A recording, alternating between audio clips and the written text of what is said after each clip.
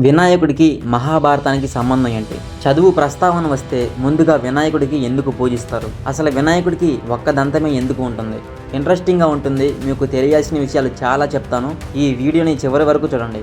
ఒకరోజు వేదవ్యాసుడు బ్రహ్మ దగ్గరికి వెళ్ళి జరిగిన మహాభారతాన్ని నేను తర్వాత తరాలకి తెలిసేలా రాయాలి అనుకుంటున్నానని చెప్తాడు. నేను ఒకవైపు మహాభారతం చెప్తుంటే ఇంకొక వైపు ఆపకుండా రాసే వ్యక్తి ఒకరు కావాలి అని అడుగుతాడు.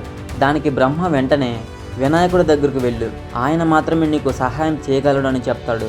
వ్యాస మహర్షి వినాయకుడిని మహాభారతం రాయగలవా అని అడిగితే దానికి వినాయకుడు ఒక కండిషన్ పెడతాడు. సరే రాస్తాను, కానీ మీరు ఒక్క దగ్గర కూడా ఆపకుండా బ్రేక్ లేకుండా అంటే కంటిన్యూస్గా ఎండింగ్ వరకు చెప్పాలి అని అంటాడు. వినాయకుడు చెప్పిన కండిషన్కి సరే అని చెప్పి వ్యాసుడు కూడా ఒక కండిషన్ పెడతాడు. నువ్వు అడిగినట్టే ఆపకుండా చెప్తాను, నువ్వు కూడా నేను చెప్పిన ప్రతి మాట పూర్తిగా అర్థం చేసుకొని మాత్రమే రాయాలి అని కండిషన్ పెడతాడు. దీనికి ఒక రీజన్ ఉంది. కంటిన్యూస్గా అంత పెద్ద మహాభారతాన్ని రెస్ట్ లేకుండా ఎవరూ చెప్పలేరు.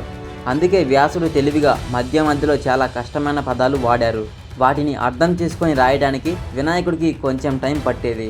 ఈ గ్యాప్లోనే వ్యాసుడు వాటర్ తాగటం, తినటం లాంటివి చేశాడు. వాటినే మనం మహాభారతంలో వ్యాసాస్ బ్రేక్స్ అని అంటాం.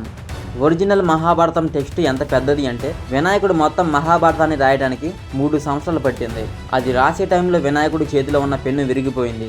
ఇది మధ్యలో ఆపకూడదని తన దంతాన్ని విరిచి దానితో మిగతా మహాభారతాన్ని పూర్తి చేశాడు వినాయకుడు. అందుకే ఆయన్ని ఏకదంతాయ అని కూడా పిలుస్తాం. ఈ రకంగా వినాయకుడిని చదువుకి ప్రత్యేకంగా చూస్తాం. ఈ వీడియో మీకు నచ్చితే లైక్ చేయండి. అలాగే మీకు ఈ స్టోరీ గురించి ఏమనిపించిందో కామెంట్ చేయండి. అండ్ మహావిష్ణువు దశావతారాల గురించి మన ఛానల్లో ఫుల్ డీటెయిల్గా వీడియోస్ అప్లోడ్ చేశాను, మీరు ఒకసారి చెక్ చేయండి. చివరిగా ఒక మాట, మన ఛానల్ని సబ్స్క్రైబ్ చేసుకోండి అండ్ పక్కనే ఉన్న బెల్ ఐకాన్ కూడా ఆన్లో పెట్టుకోండి. అప్పుడే ఇలాంటి ఇంట్రెస్టింగ్ వీడియో పెట్టగానే మీ వరకు వస్తుంది.